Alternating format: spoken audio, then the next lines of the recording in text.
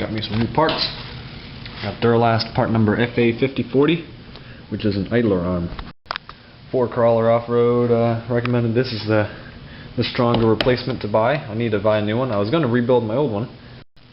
I got some OEM parts here. These are Toyota parts. There's their part numbers. Just pause them. Pause and see it. Anyway, I got the new seal and 2 new plastic bushings. But I'll show you the old one once I get it off and why I couldn't use these. Anyway, according to 4Runner, this is the one to get, Duralast FA5040 from AutoZone. And they also, what am I trying to say? 4Runner also sells some bronze bushings, because the Duralast one uses some plastic bushings, similar to this, I guess, and eventually those can wear out. So, if they do wear out, then I can just get those bronze bushings, or I can just get, I mean, this has a lifetime warranty, so I can just buy another one, get another one for free, basically, and it would just have plastic bushings. But I need to get the old idler arm off, and you can see it basically right there. You can see it even better when there's light, but there it is. There's those 3 bolts to the frame, and then it connects to that, what is that thing called, the crosslink or something like that. Alright, so I took my skid plate off there. It's laying on the ground, just 4 bolts. And now I'll show you what I'm dealing with here. Here's the inside of the frame, and you can see 3 nuts. Those aren't captured, so you just got to hold those when you spin that off. And there's also a castle nut under that mountain of grease and mud. So we'll get to do that. Somewhere in here I think there's a castle nut.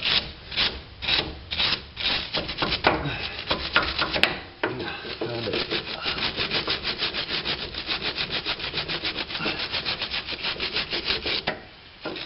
You can see the idler arm moving there. So that's why I'm replacing it.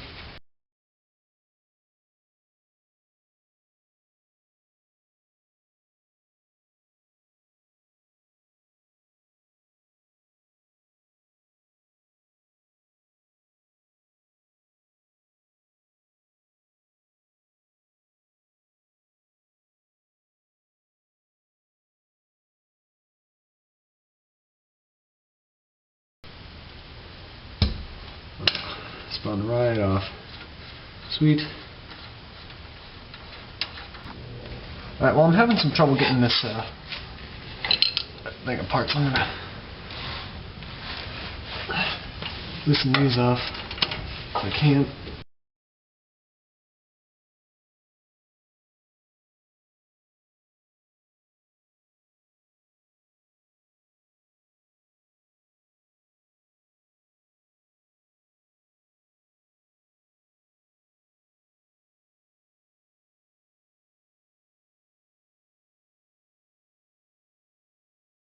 I'm going to I'm sliding these 3 bolts out.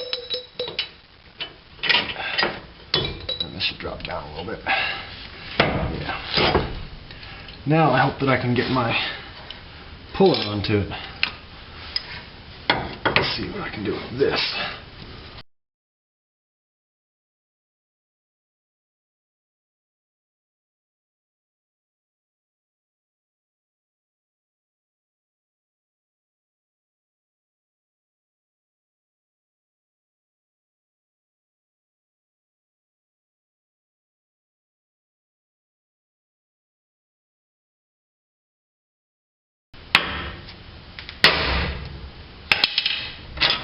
Sweet. There we go. Now I just get to clean everything up, put it back together.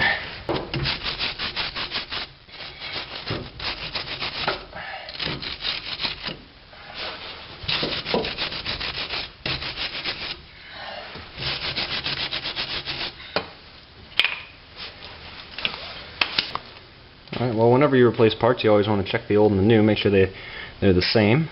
And it looks like this is going to work. Here's the old one, and this ball joint had, well, I mean, it's not really a ball joint, but it's basically a ball joint. But look at the play that thing's got, plus the alarm itself.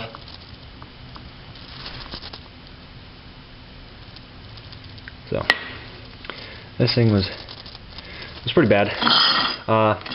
Replacing the bushings will fix the play right here, but you can't replace this ball joint here, or even just this arm. Toyota has the bushings and the seal as one part, or the whole thing as another as an assembly, but you can't buy just this arm.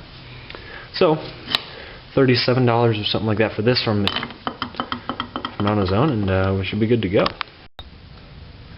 Alright, so I got that back up into position. I just put that on first. Now I'm installing 3 washers and 3 nuts, if I can find them.